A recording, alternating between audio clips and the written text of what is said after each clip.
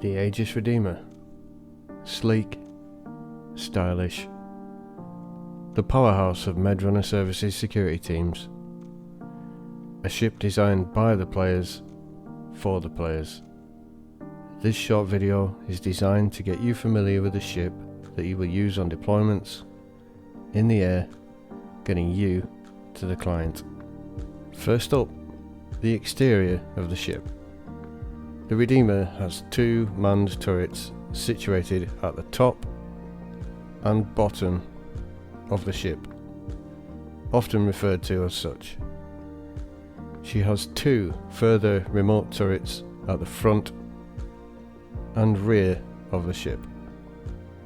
Points to note here is that the pilot slaves the front turret automatically, while the rear turret covers a major blind spot of the ship. More on this later.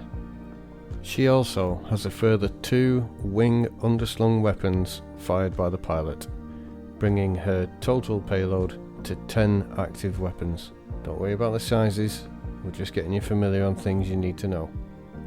Entering this beautiful ship.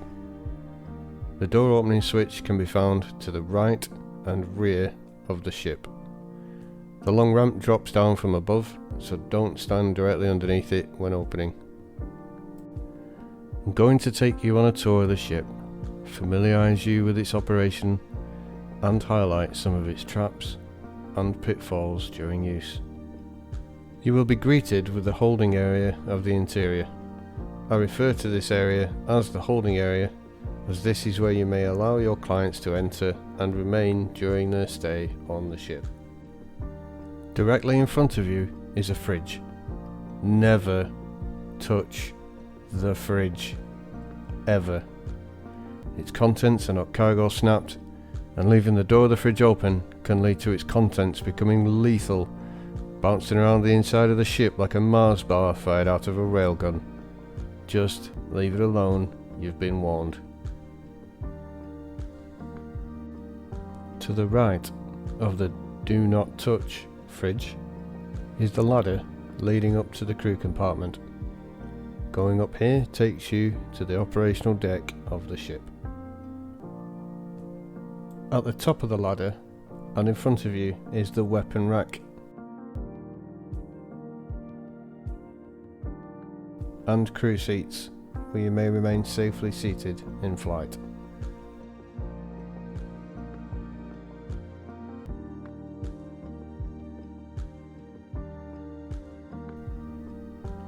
Beyond the crew seats and to the rear of the ship is where you will find the access point to the top turret.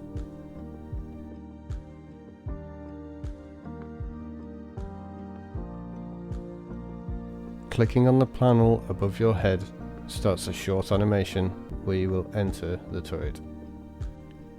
A point to note here is that you must have a helmet on when entering a turret, as they seem to lack atmosphere. Doing so in space can lead to suffocating to death and locking out the turret for future use with your cold, useless body. Leaving the turret and heading past the crew seating to the front of the ship,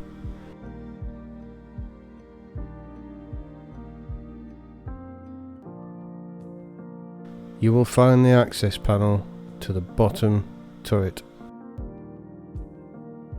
Again, clicking on this panel will gain you access to the lower turret.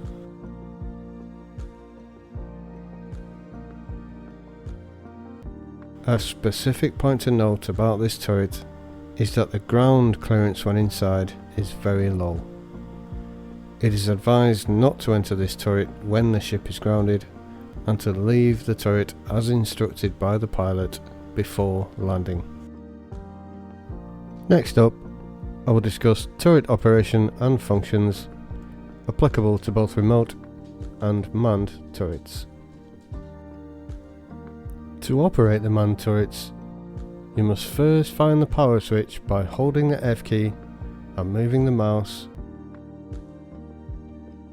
before the weapons will fire.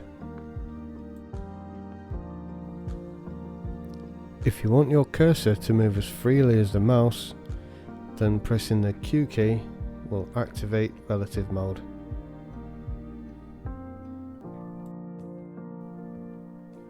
The X key will activate gyro mode, meaning you will continue to face the direction you are aiming regardless of ship movement. Here is an example of ship movement with gyro mode off. The B key activates staggered fire, meaning each weapon will fire sequentially. The T key targets in front of you, while the left shift key zooms in your view. Finally, the C key centers the turret. Holding the C key will keep the turret aligned for as long as the key is pressed. Another note when operating any of the turrets: do not ever power off the weapon systems, as this powers down the whole ship, leaving you falling from the sky like a 50-ton brick without shields. Your pilot may be slightly miffed if this happens. Just behind the pilot seat, there are two further seats to operate the remote turrets. The left seat controls the front remote turret and should never be operated, since the pilot gets automatic use of this. You may, however, use the seat if the crew compartments and turrets are full. The right seat operates the rear remote turret. You should prioritize the top, then bottom man turrets, and then this seat. Only sitting in the crew seats if the rear turret is manned. The rear remote turret is important because it covers a major blind spot on the ship that cannot be covered by any other gun.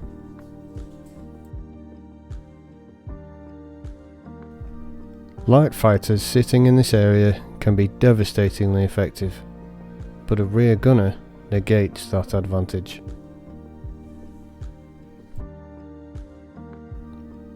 The rear turret can also be used to monitor or deny the only access route into the ship, blasting those who should try to board it without permission and without prejudice.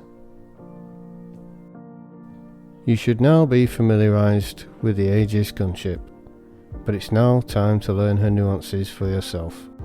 So in summary, don't touch the fridge, wear a helmet in turrets, never power off weapons, man the rear turret, and did I mention not to touch the fridge? Look after your Redeemer gunship, and she'll look after you. Most of the time.